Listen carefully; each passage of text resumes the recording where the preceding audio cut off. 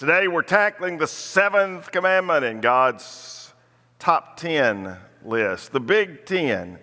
Exodus chapter 20 records 10 sayings that God shouted out from the top of Mount Sinai and then rewrote with his own finger on tablets, not one set of tablets, but of course two. Now, God's been around the block a time or two. He understands life and how it best functions. And so the 10 Commandments are really, he is telling us, what matters most, giving us foundational principles by which God wants us to live our lives. We could call them God's 10 non-negotiables because they are. They're values that should not be compromised by God people. Last week we looked at the 6th commandment, you shall not murder, teaching us to be pro-life in every sense of that term because human life is a gift from God and we need to respect the sanctity of life.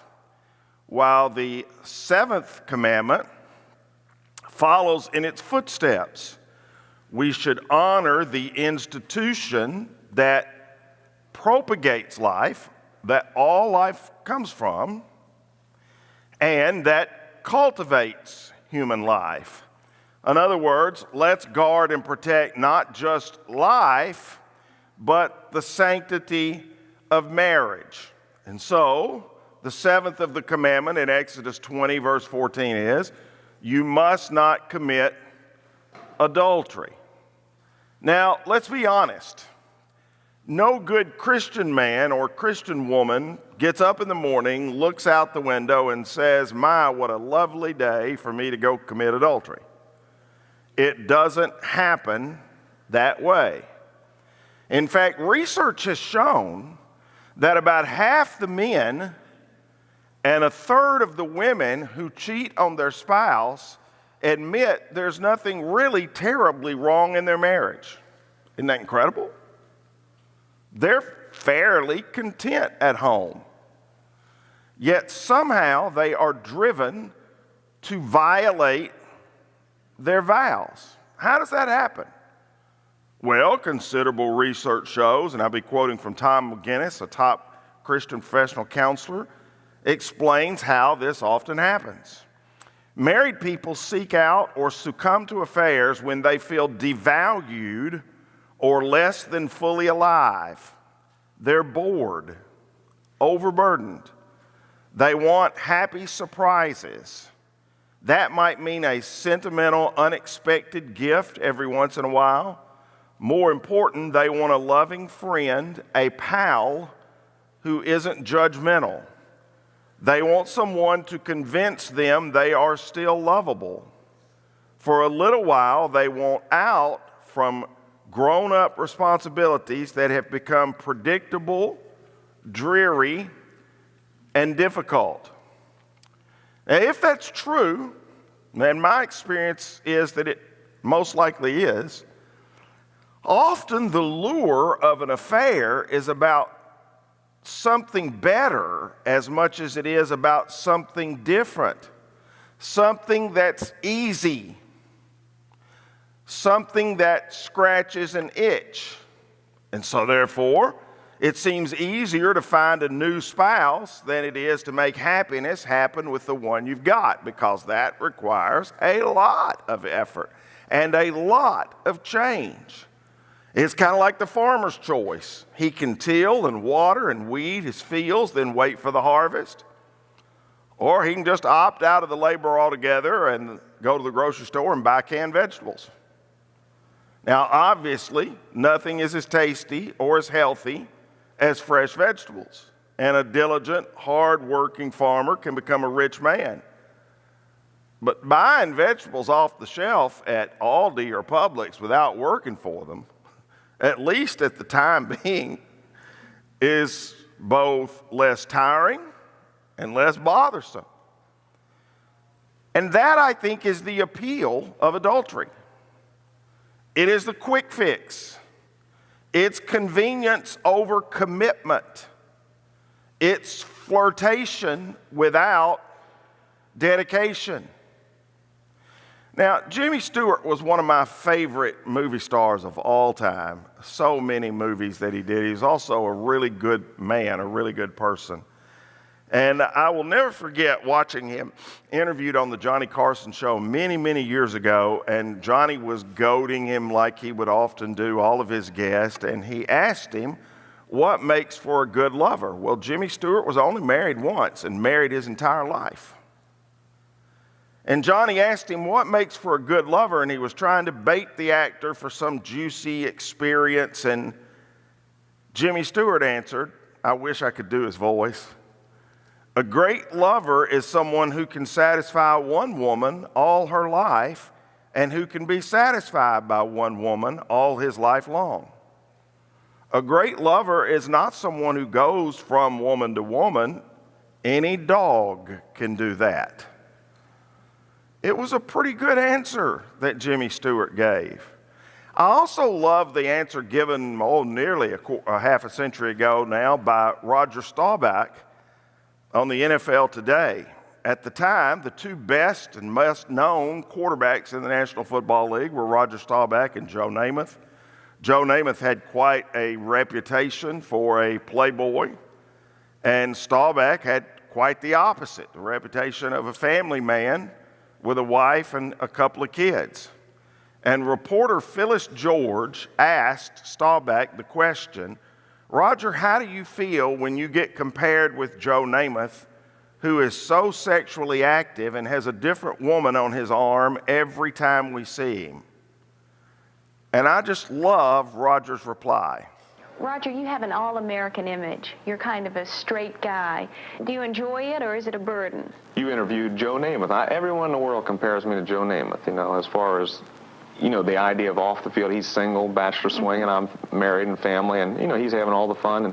And, I enjoy sex as much as Joe Namath. Only I do it with one girl, There you go. But it's still fun. I love that answer, and it's an appropriate answer to the culture. An absolutely appropriate answer to the culture.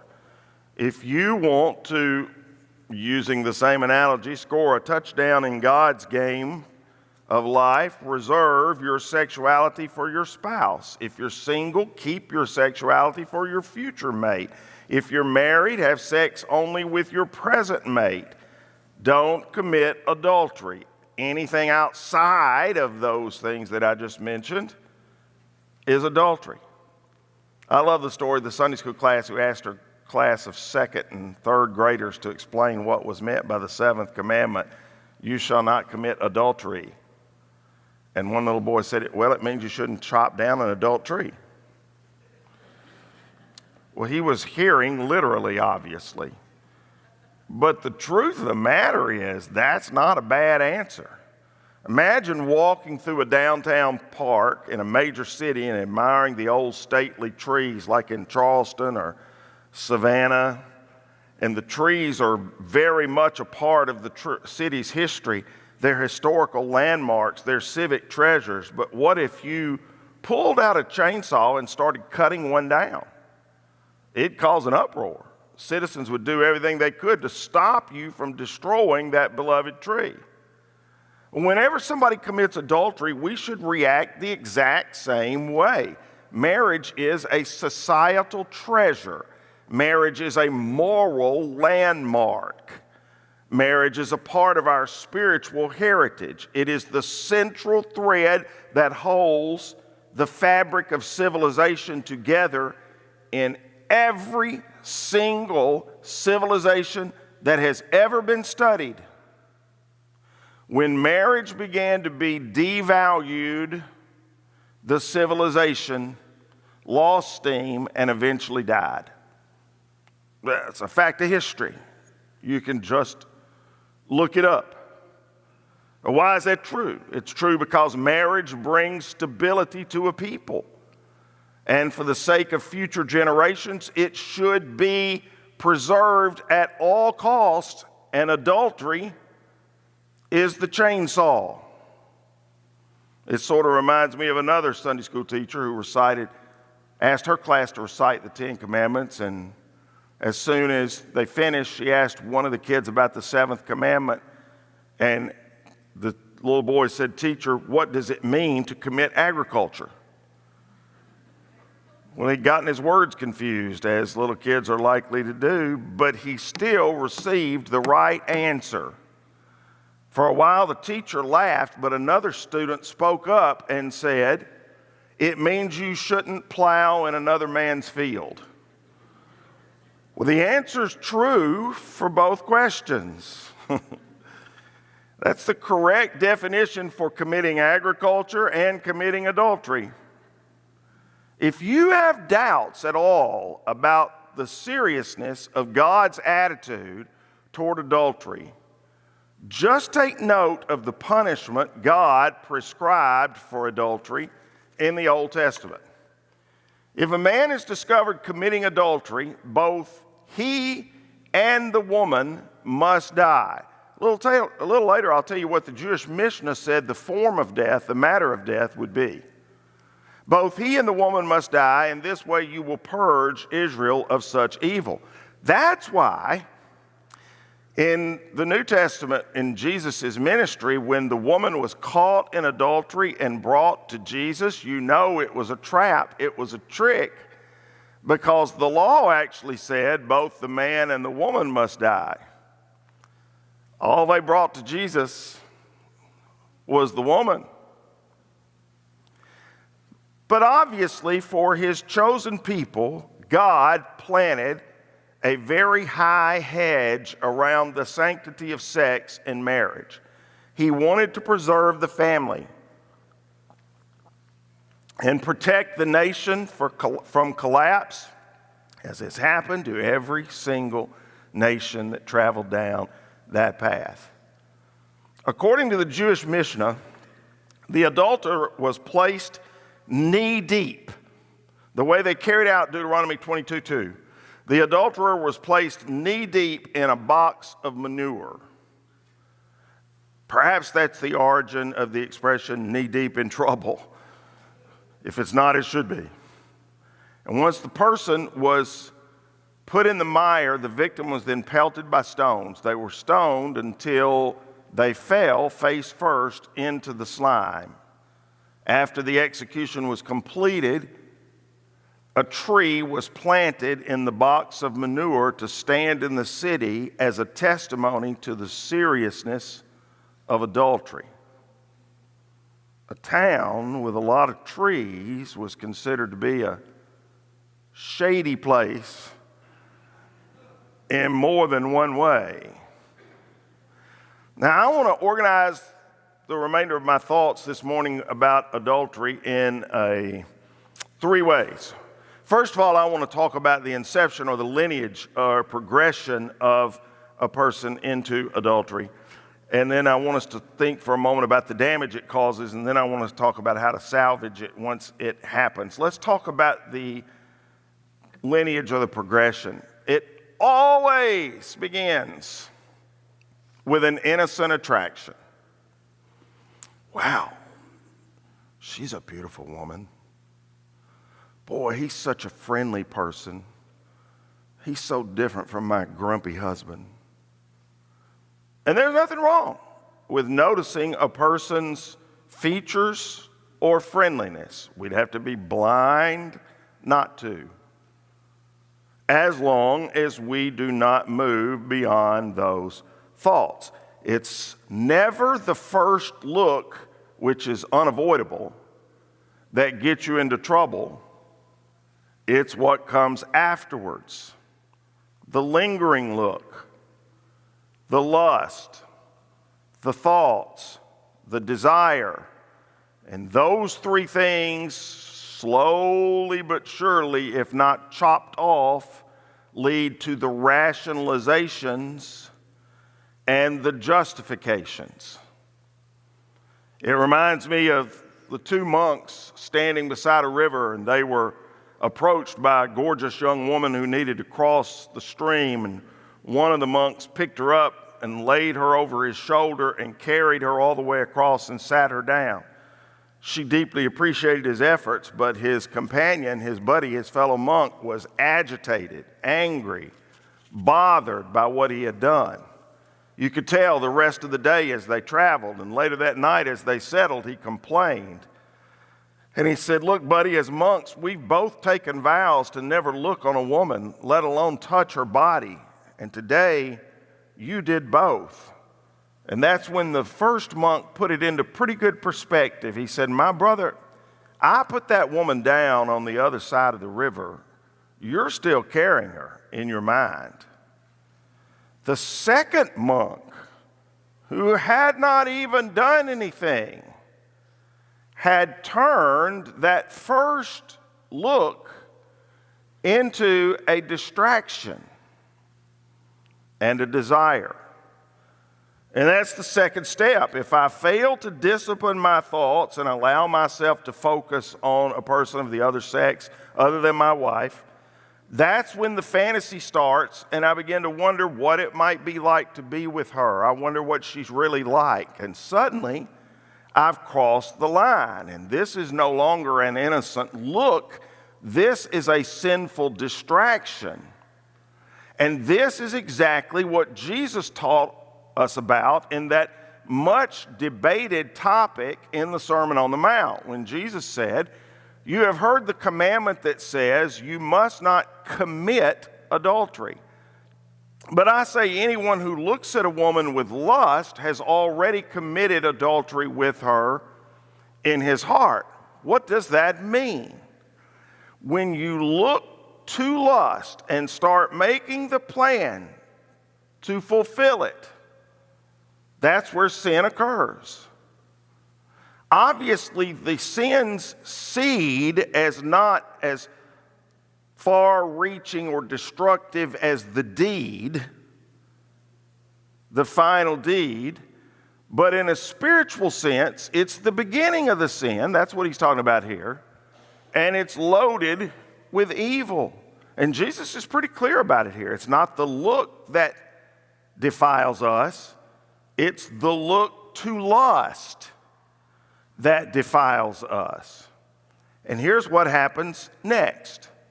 The sinful distraction intentionally gains traction.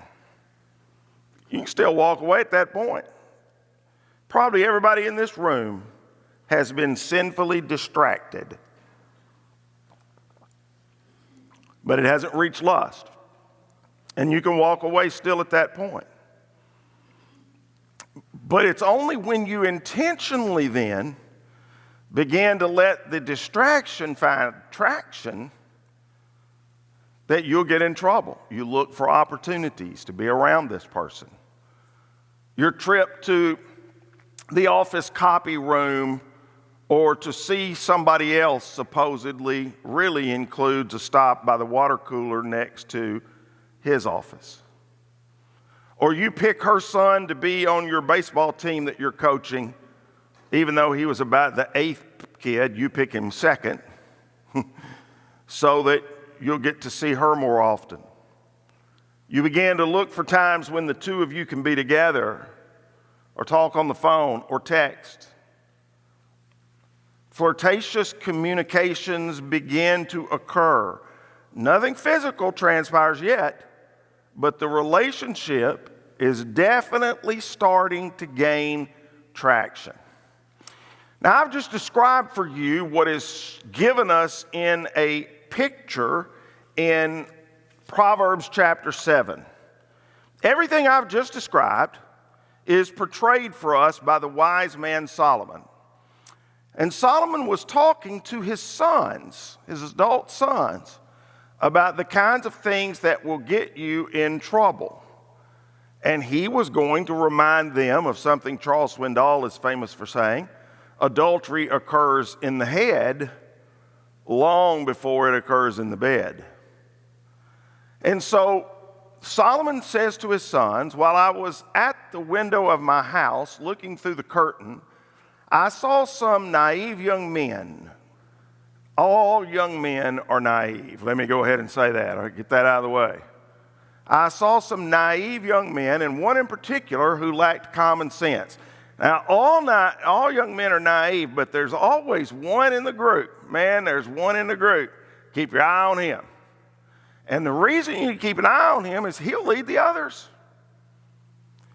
He was crossing the street near the house of an immoral woman, strolling down the path by her house. I'm just walking in the street. I'm not doing anything wrong.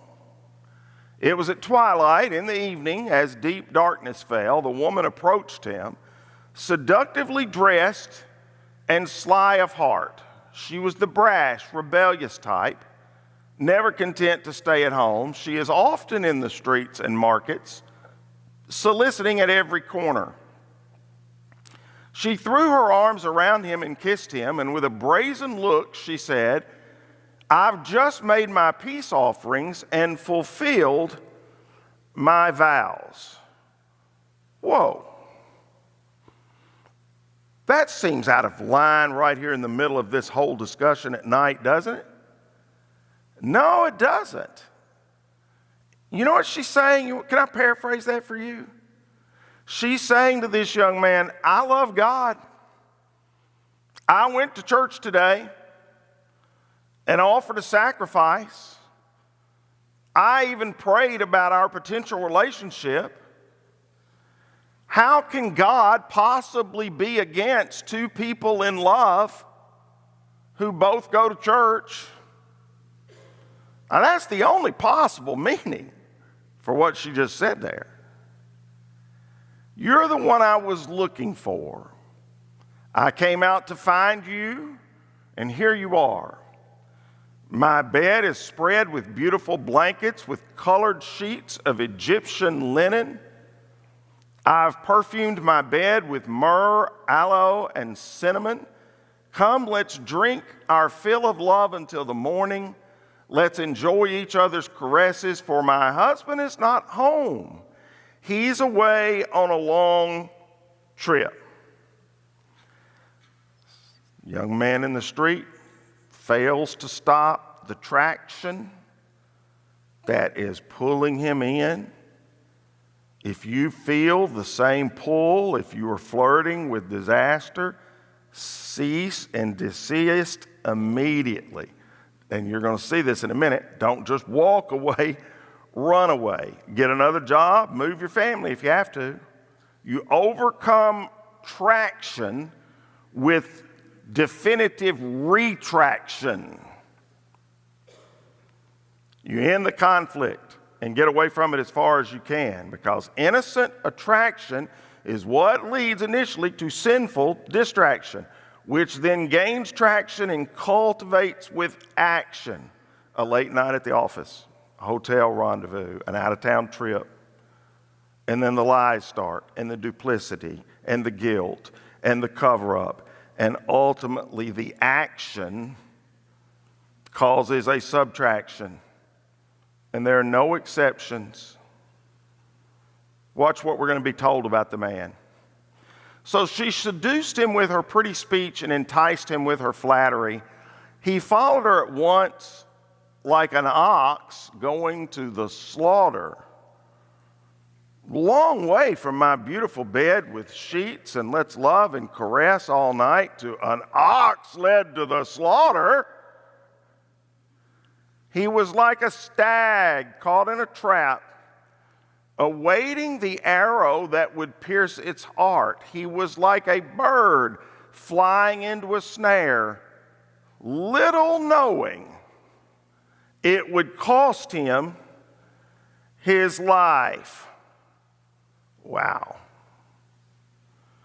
And then Solomon, writing again to his sons, closes the chapter by saying, don't let your heart stray away toward her. Don't wander down her wayward path, for she has been the ruin of many. Many men have been her victims. Her house is the road to the grave. Her bedroom is the den of death. Well now, that starts out as something lightly called an affair. An affair sounds so light, easy. It's a lazy affair. But it ends up the road to the grave, and bedroom is the den of death. Woo! Make no mistake about it. Like a tornado, a hurricane, a tsunami, adultery always causes damage and carnage. And it does so in a number of different ways. The first thing that it does is it works on your soul. Proverbs 6:32 says, "The man who commits adultery is an utter fool, for he destroys himself." The sexual side of a person is the most intimate aspect of our identity. And when you give yourself away without receiving a lifetime commitment in return, it cheapens who you are. It robs you of your honor and your dignity and your self-esteem. It can literally destroy you. I have watched this multiple times over 50 years of ministry. Multiple times. Sex outside of marriage is like peeling an onion. Every time you engage in illicit sex, you peel away another layer of skin. You keep peeling, but nothing gets added to replenish what's taken. And eventually you end up as nothing. All that's left are tears and destruction. It also, by the way, can destroy your wealth as well as your spiritual life. He will be wounded and disgraced. His shame will never be erased, for the woman's jealous husband will be furious, and he will show no mercy when he takes revenge. I mean, it's not exactly the most godly reason to keep the seventh commandment and avoid adultery, but man, I can tell you in the 50 years I've been in ministry, I've seen some really nasty circumstances. I've seen husbands and or wives, I've seen both, chased by guns of the offended husband or wife. I've seen a couple end in death like that. Seen marriages ripped apart by adultery, and then children placed in the middle having to decide what they will do.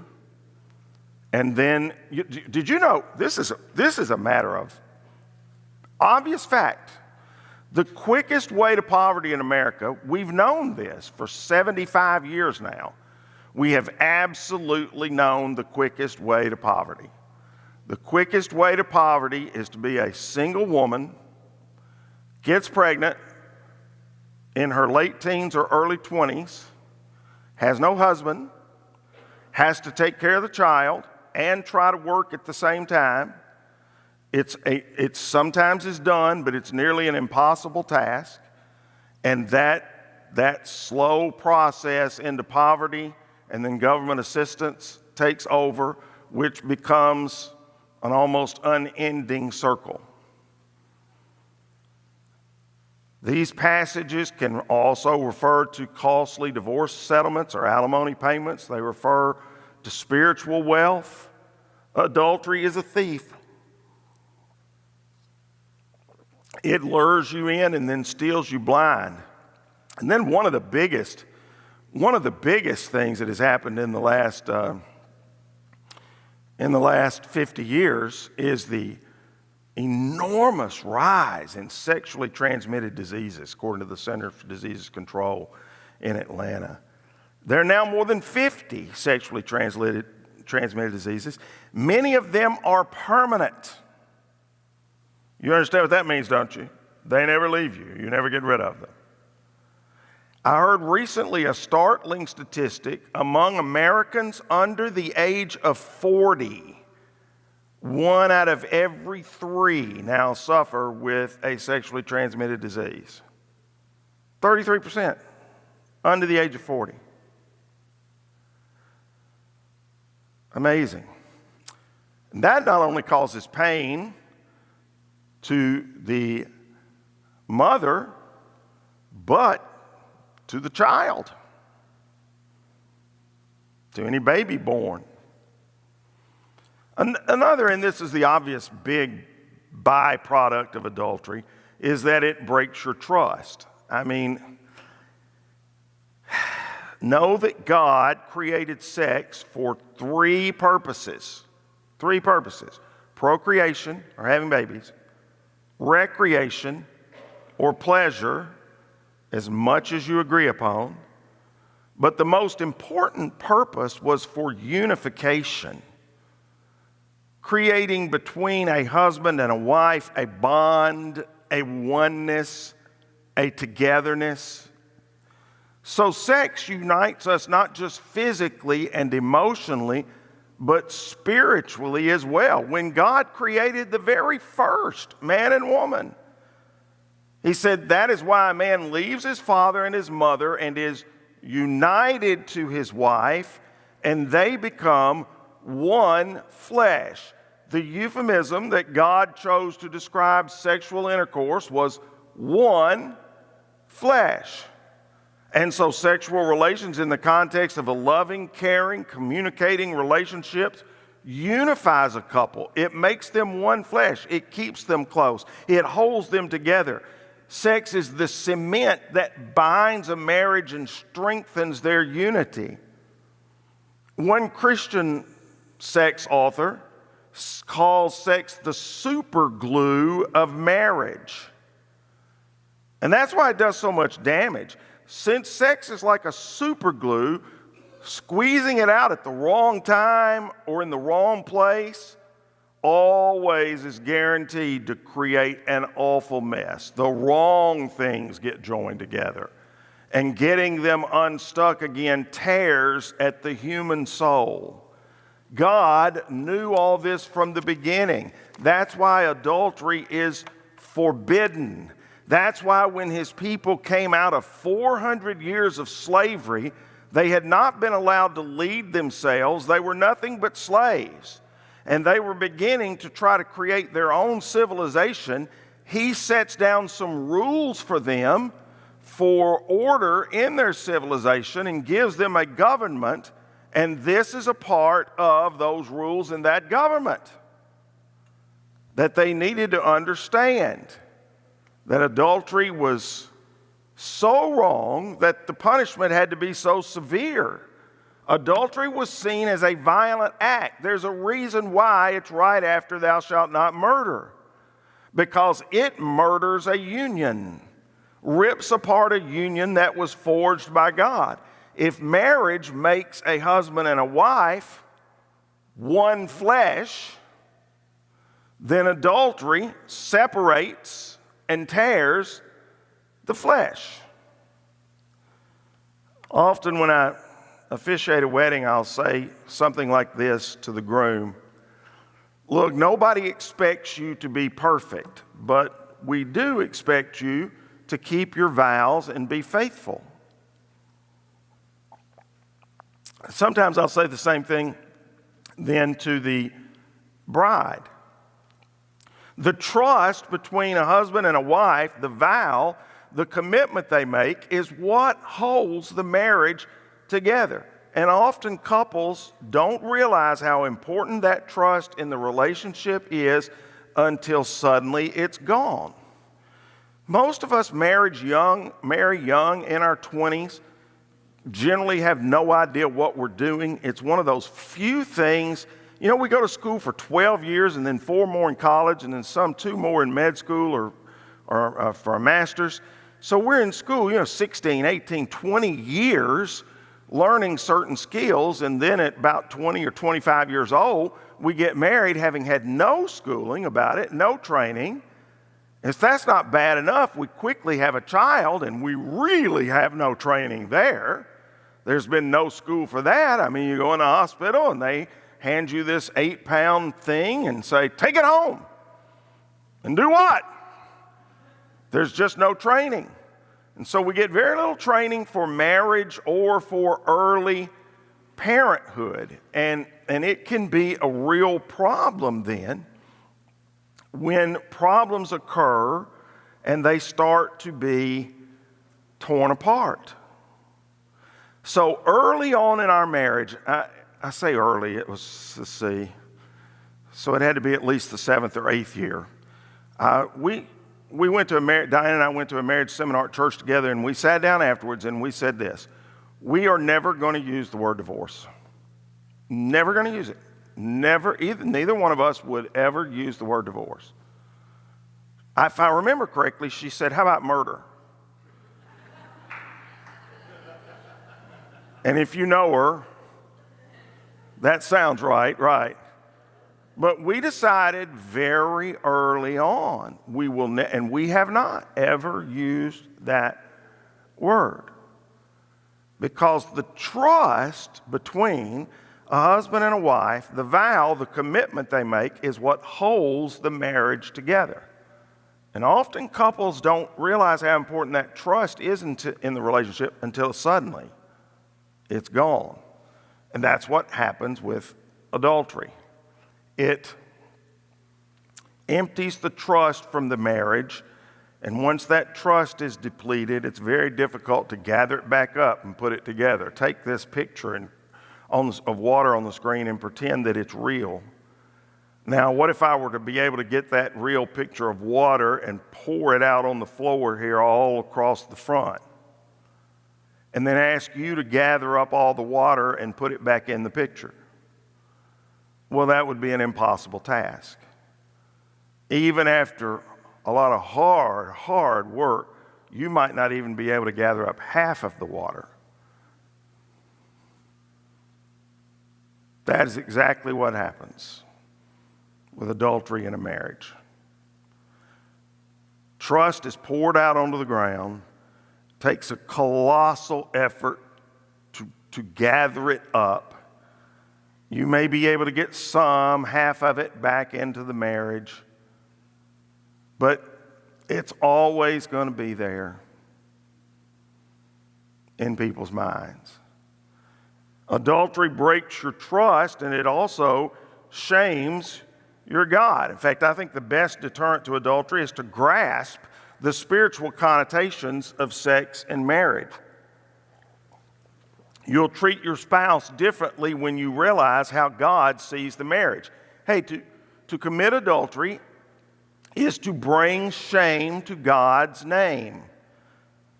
All of Ephesians chapter 5 is a picture of Christ and the church joined in marriage.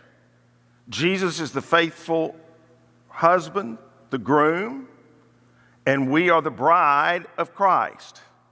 And when you break a marriage vow, you distort the sacred picture that God wants to paint. Just as murder mars the image of God in a man, as we talked about last week, that's what's wrong with murder, because every man is made in the image of God. So if you murder someone, you have murdered somebody made in the image of God. So just as murder mars the image of God in man, adultery mars the image of Christ and his church in the marriage relationship. It ruins a masterpiece.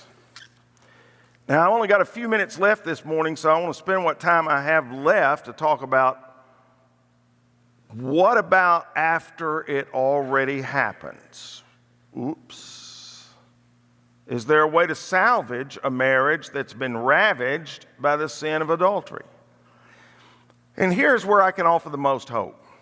I mentioned this a moment ago. John chapter 8 describes an early morning in the temple when Jesus was confronted with an angry mob, a bunch of self-righteous, judgmental, Pharisaical Jews threw a near-naked woman at his feet. She was an adulteress. She had been caught in the very act.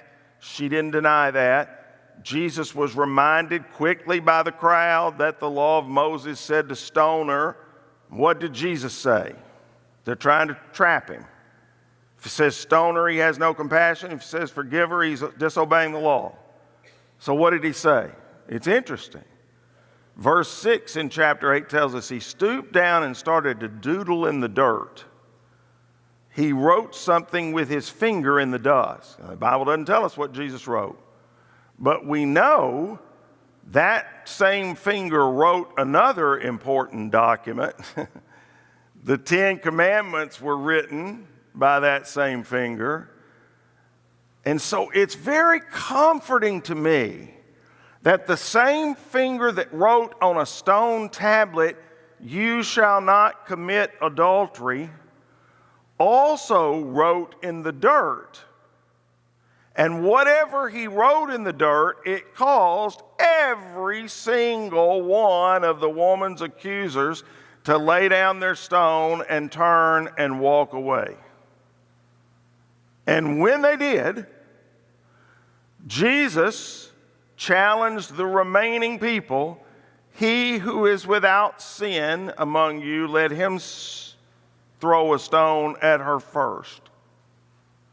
Now, Jesus knew, and many of the people in the crowd knew, that he was the only person in that crowd qualified to throw a first stone. He didn't do it. He didn't do it. So he turned to the woman and said, "Neither do I condemn you then. Go and sin no more." Didn't let her off easy. Salvaging an adulterer begins right here. Come to Jesus, receive your forgiveness honestly, sincerely. Go and sin no more. He challenges this woman to follow him in a new way and walk in a new way. And perhaps that meant learning a whole new perspective on sex and thinking about the impact that sexual purity today will have on a potential marriage tomorrow. Either way, Jesus' words to the woman were, make a new start, find a different path, go a new way. There's not a person in this room that wouldn't like to be able to talk to Jesus honestly and him know everything about us and then him say to us, "Neither do I condemn you." We all want that. But are we just as receptive to the words, "Go and sin no more"? Because if we are, we'll erect boundaries in our lives. We'll put up boundaries in our relations with people of the opposite sex to guard against infidelity. We'll be smart and we'll avoid situations where temptation can assert itself. We'll be careful about what we watch and read and surf on the internet and who we hang out with and chat and converse. We'll nurture a strong marital commitment. We won't take chances. We won't go beyond the initial look to a lust. We won't drop our guard and give the enemy an opportunity. And if we have offended our spouse in some way in the past and given them reason to doubt our faithfulness, we'll do whatever it takes to restore their trust. You see, the old adage is true. The best defense might be a good offense. The surest way to avoid what we talked about in the beginning this morning, the boredom and humdrum that brings an affair, is to create a thrilling and fulfilling marriage.